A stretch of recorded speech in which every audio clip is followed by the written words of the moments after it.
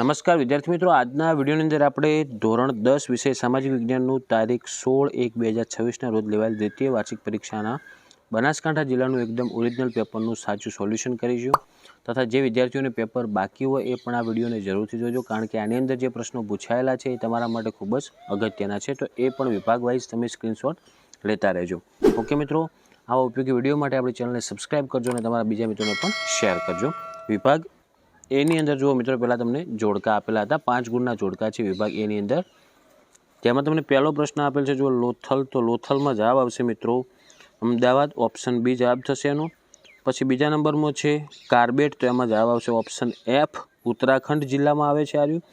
પછી ત્રીજા નંબરમાં છે જરીકામ, તો એની અંદર જવાબ આવશે મિત્રો સુરત, એટલે કે ઓપ્શન ઈ. પછી ચોથું છે એલ્યુમિનિયમ, તો એની અંદર જવાબ આવશે ઓપ્શન એ બોક્સાઇટ. પછી પાંચમું છે ઉર્જાનો મુખ્ય સ્ત્રોત, તો એમાં જવાબ આવશે ઓપ્શન સી સૂર્ય. ઓકે, પછી આગળ આપણે નીચેના વિધાનો ખરા છે કે ખોટા તે જણાવવાના હતા, જેમાં છઠ્ઠું છે વલ્લભી બૌદ્ધ ધર્મના મહાયાન પંથનું કેન્દ્ર હતું, તો આ મિત્રો જવાબ થશે ખોટું. ઓકે, છઠ્ઠું છે લોથલ અમદાવાદ જિલ્લાના ધંધુકા તાલુકામાં આવેલું છે, તો આ વિધાન કેવું થશે ખોટું, કારણ કે તે ધોળકા તાલુકામાં આવેલું છે, ધંધુકા તાલુકામાં આવેલું નથી.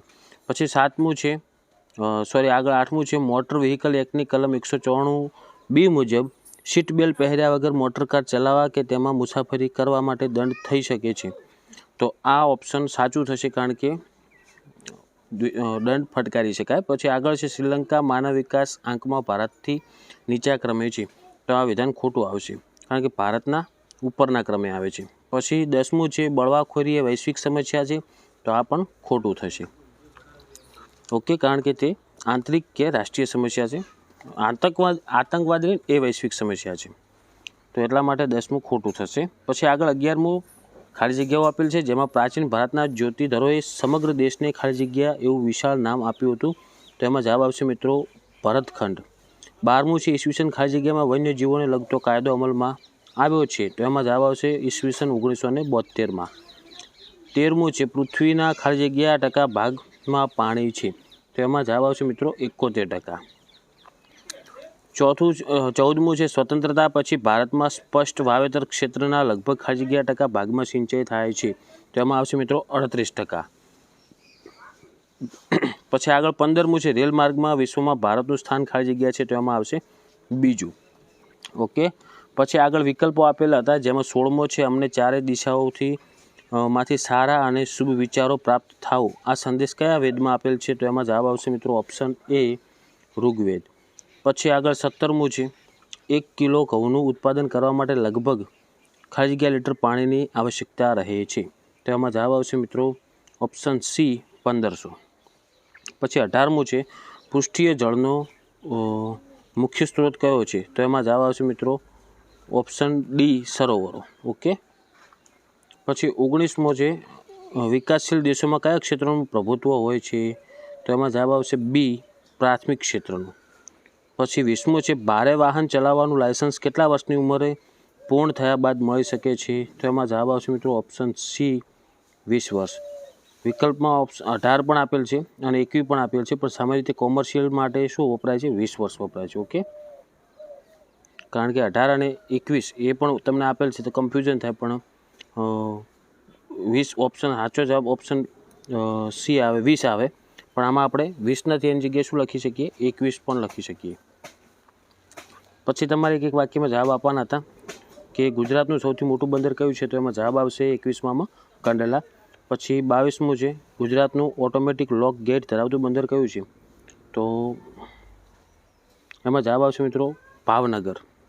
પછી આગળ આપેલ છે 23મો એક માળી પોતાના શોખ માટે ફૂલ છોડ ઉછેરે છે, તો તે કઈ પ્રવૃત્તિ કહેવાય, તો એમાં જવાબ આવશે મિત્રો બિન આર્થિક પ્રવૃત્તિ.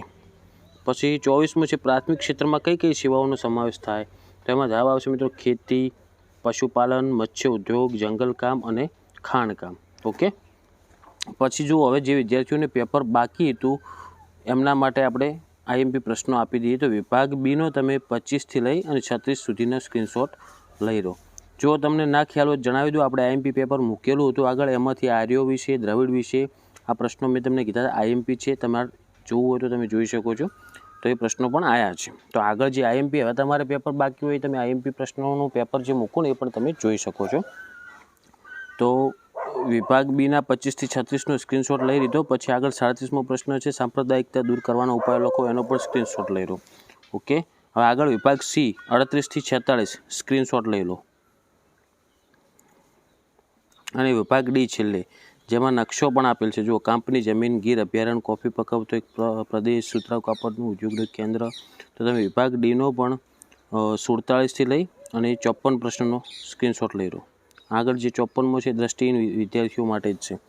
ઓકે, તો એમાં જુઓ ગણિતશાસ્ત્ર અને વાસ્તુશાસ્ત્ર આ બે મોસ્ટ આઈએમપી 47-48 પૂછાયેલા હતા અને 49 એ પણ આગળના પેપરમાં આવેલા હતા. ઓકે, તો આઈએમપી પેપર જે મૂકેલા છે એ પણ તમે જોજો, જે તમારે પેપર હવે આપવાનું છે એના માટે. તો મિત્રો આ થઈ ગયું આપણે સામાજિક વિજ્ઞાનનું ઓરિજિનલ પેપરનું સોલ્યુશન. આશા રાખું છું મિત્રો કે વિડીયો તમને ઉપયોગી બન્યો છે. તો વિડીયોને લાઇક કરો, તમારા બીજા મિત્રોને શેર કરો અને આવા ઉપયોગી વિડીયો માટે આપણી ચેનલને સબસ્ક્રાઈબ કરી દેજો. હવે મળીશું મિત્રો આપણે નેક્સ્ટ વિડીયોમાં. Thank you so much for watching my videos. Thank you so much.